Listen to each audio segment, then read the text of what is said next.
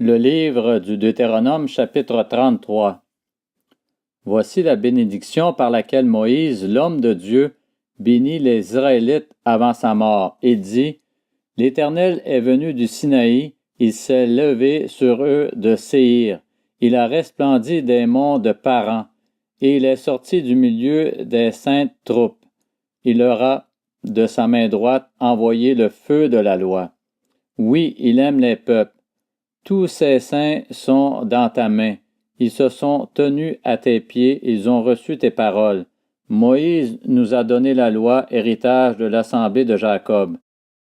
Il était roi en Jéshurun, quand se rassemblaient les chefs du peuple et les tribus d'Israël. Que Ruben vive et ne meure pas, et que ses hommes soient nombreux. Voici ce qu'il dit sur Juda.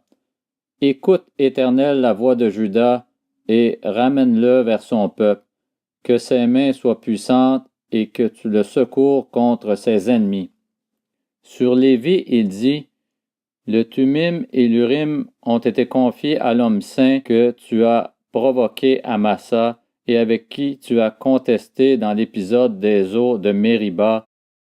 Lévi dit de son père et de sa mère, je ne les ai pas vus. Il ne reconnaît pas ses frères, il ne connaît pas ses enfants. En effet, il respecte ta parole et garde ton alliance. Il enseigne tes règles à Jacob et ta loi à Israël. Ils mettent l'encens sous tes narines et l'holocauste sur ton autel. Bénis sa force éternelle, accepte l'activité de ses mains. Brise les reins de ses adversaires et que ses ennemis ne se relèvent plus. Sur Benjamin, il dit, c'est le bien-aimé de l'Éternel, il habitera en sécurité auprès de lui. L'Éternel le couvrira toujours et résidera entre ses épaules.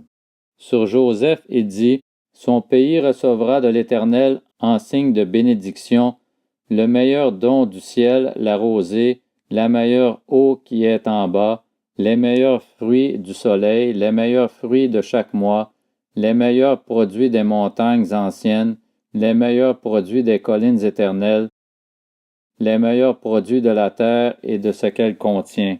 Que la grâce de celui qui est apparu dans le buisson vienne sur la tête de Joseph, sur le crâne du prince consacré de ses frères.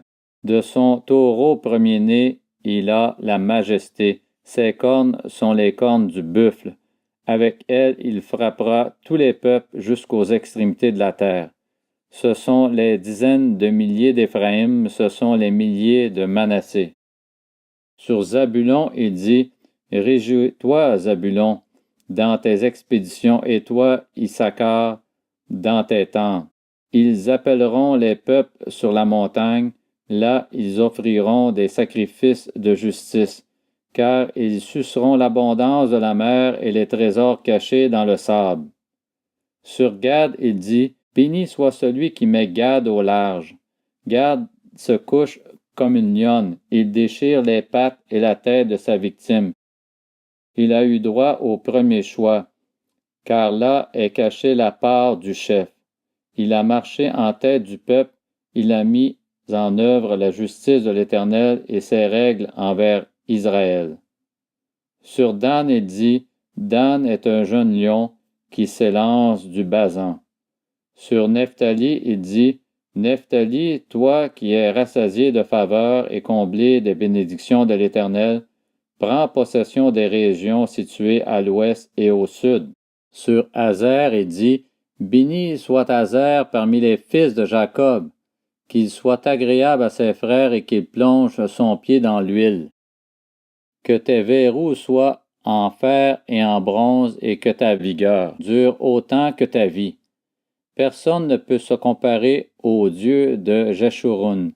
Il chevauche le ciel pour venir à ton aide, il chevauche avec majesté les nuages.